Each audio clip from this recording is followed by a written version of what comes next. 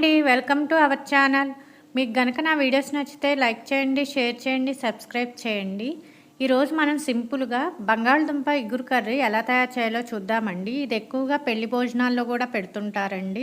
ఇది మనం ఇంట్లోనే ఒక 10 నిమిషాల్లో తయారు చేసుకోవచ్చు. దీనికోసం మనం బంగాళదుంపలు అరకిలో, ఒక కొత్తిమీర, 4-5 పచ్చిమిర్చి తీసుకోవాలి. దీంట్లోకి మనం ఈ బంగాళదుంపల్ని ఇలా కట్ చేసుకొని ఒక కుక్కర్లో వేసుకొని ఓన్లీ ముక్కలు మునిగేంత వరకు వాటర్ పోసుకొని కొంచెం దీంట్లోకి సాల్ట్ కూడా వేసుకొని మనం ఈ ముక్కలన్నిటినీ కూడా మనం ఉడికించుకోవాలండి. ఒక 3 విజిల్స్ వచ్చే వరకు మనం ఈ ముక్కలన్నిటినీ కూడా కుక్కర్ మూత పెట్టుకొని స్టవ్ మీద పెట్టి ఒక 3 విజిల్స్ వచ్చేంత వరకు ఉడికించుకోవాలి.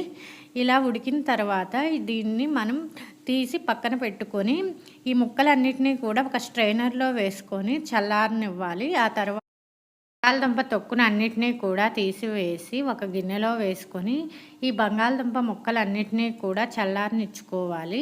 తర్వాత స్టవ్ మీద ఒక కళాయి పెట్టుకొని డీప్ ఫ్రైకి సరిపడా 3 స్పూన్ల ఆయిల్ వేసుకోవాలి. ఆ తర్వాత మనం పచ్చెనగపప్పు, ఆవాలు, జీలకర్ర అన్నీ వేసేసుకొని తర్వాత ఎండుమిర్చిని కూడా ఒక 2 ఎండుమిర్చిని కూడా వేసి ఈ తిరమాత గింజలు మొత్తాన్ని కూడా వేయించుకోవాలి. అలాగనే దీంట్లో ఒక 2 రెబ్బల కరివేపాకు కూడా వేసుకోండి. ఫ్లేవర్ చాలా బాగుంటుంది.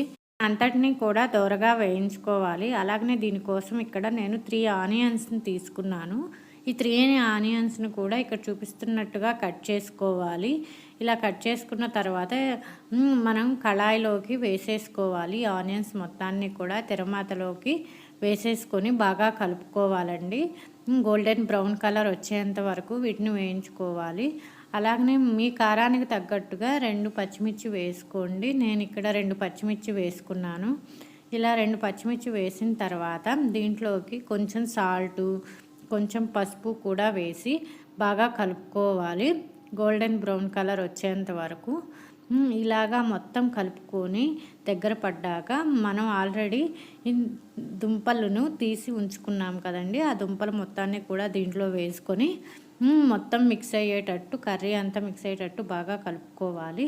ఇక్కడ చూపిస్తున్నట్టుగా బాగా కలిసిన తర్వాత మీ రుచికి తగ్గట్టుగా కారం వేసుకోండి. నేను ఇక్కడ 2 స్పూన్ల కారం వేసుకున్నాను. కారం వేసుకొని బాగా కలుపుకోవాలి. అంతేనండి, సింపుల్గా అయిపోతుంది. దీంట్లోకి చివరిగా మనం కొత్తిమీరతో గార్నిష్ చేసుకోవాలండి.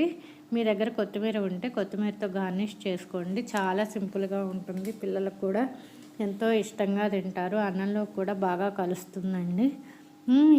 ఇవి ఎక్కువగా పెళ్లి బంతుల్లో పెడుతుంటారండి. ఒకసారి మీరు కూడా ట్రై చేయండి, మీకు కూడా బాగా నచ్చుతుంది.